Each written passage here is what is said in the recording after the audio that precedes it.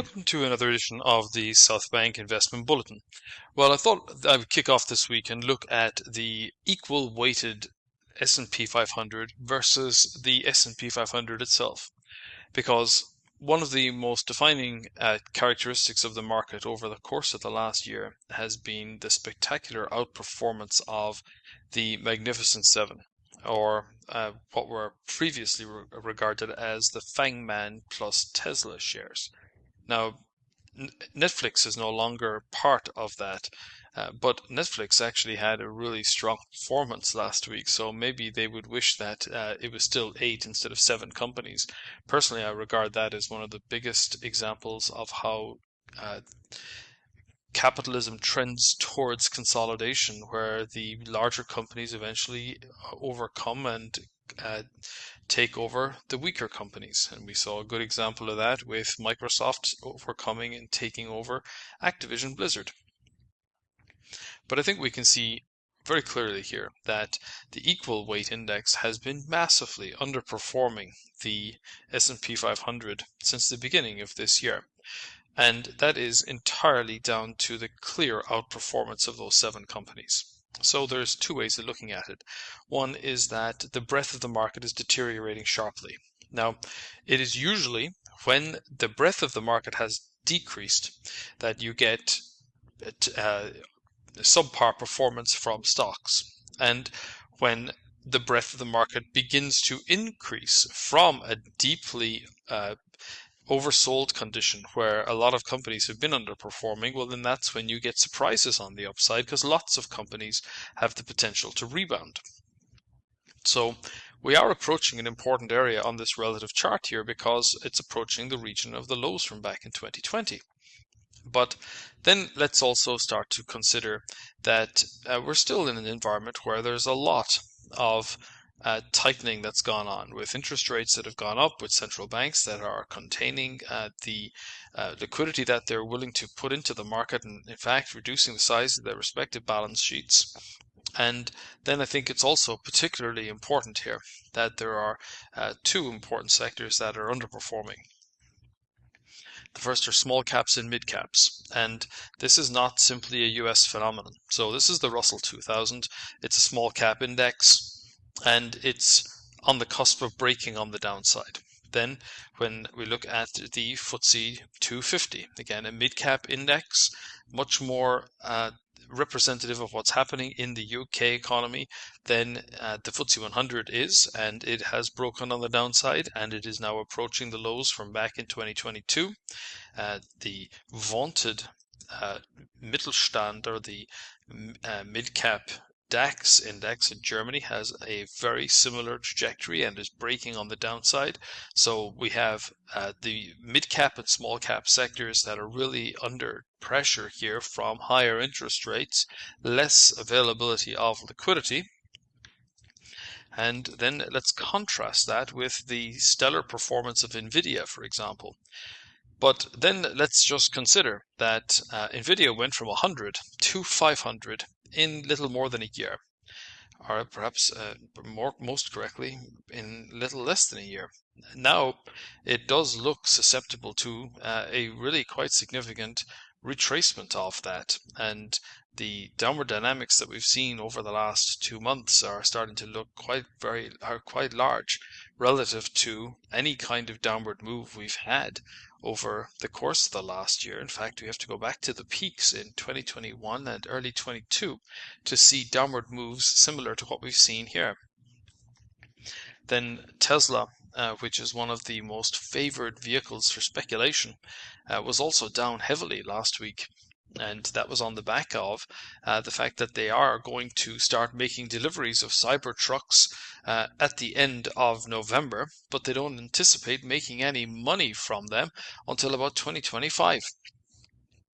So that's not what I think most people were hoping to hear. And then when we think about Apple, they've been trading on the success of the iPhone for over 15 years. and the share is now pulling back, and it's right in the region of the 200-day moving average. Now we can see that there have been plenty of occasions over the last decade when it has found support here. There have also been significant occasions when it has pulled back into the region of the 1,000-day moving average.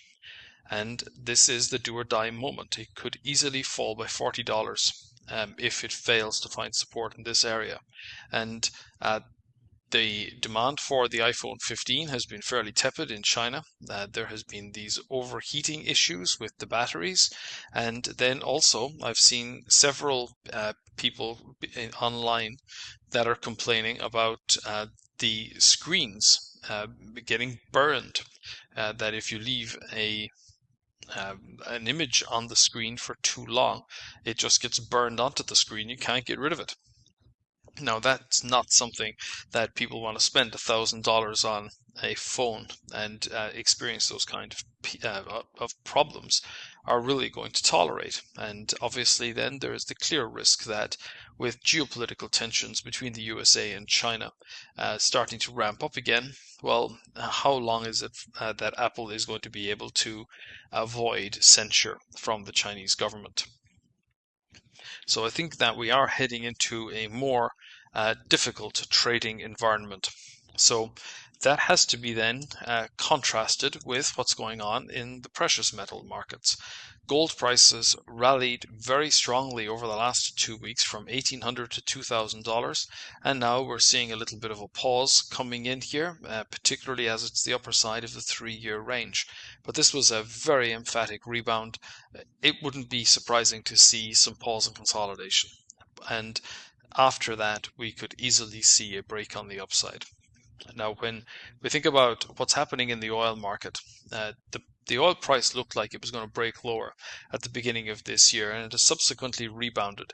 And it has certainly been given some assistance from rising geopolitical tensions, and particularly following the raid on southern Israel by Hamas, which really looks like it was designed to cause as much havoc as possible, and most particularly to derail the negotiations between Israel and Saudi Arabia, and that has been successful. Now, the question of what they're going to do with hostages is, I think, delaying the Israeli move to occupy at least the northern part of Gaza. So that is removing some of the stress from the oil market.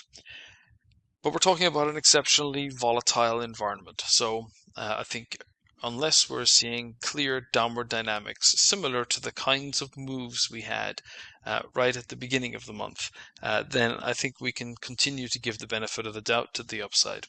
And I think also we can very clearly see that it bounced from the region of the 200-day moving average, and as long as that is holding, then this will still be a recovery from the short, sharp pullback that we saw right at the beginning of this month.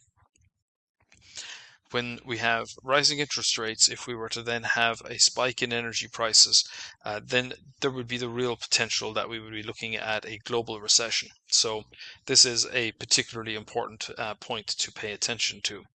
And when we then think about what else is going on out there in the world, well, it's looking increasingly likely that the next administration in the UK is going to be Labour. And Labour tend to tax and spend. But that's going to be difficult for the UK because the tax burden is already the highest it's been in decades. So where are they going to find additional taxes? The very real possibility, and it is I think, going to be something that we will be talking about for quite a long time. And it's not just going to be about the UK, but it's the possibility of generation wars, because the older generation have paid off their mortgages, have rather fat pensions, and are in a better position in life generally than younger people. And younger people don't believe that they're ever going to be in that position. And particularly when rents are rising and have been high for a long time and wages haven't kept up, then that's obviously a point of contention for a lot of young people. And the longer we go on, the greater the potential is that it will be people in the middle part of their lives, and younger people will have greater voting power than older people. And that is the basis for what could turn into generation wars. So uh, I think we have to at least pay attention to what that could mean in terms of asset prices and stock markets. And it's not a particularly bullish phenomenon. So when we think then about what is it that's going to change the direction that we're seeing in stocks, well, eventually central banks will start to cut interest rates. It's inevitable. But they're not going to be able to do that until they see inflationary pressures that are brought back under control. And one clear way to get people to stop spending is to deprive them of their job. So they're going to continue raising rates until unemployment goes up.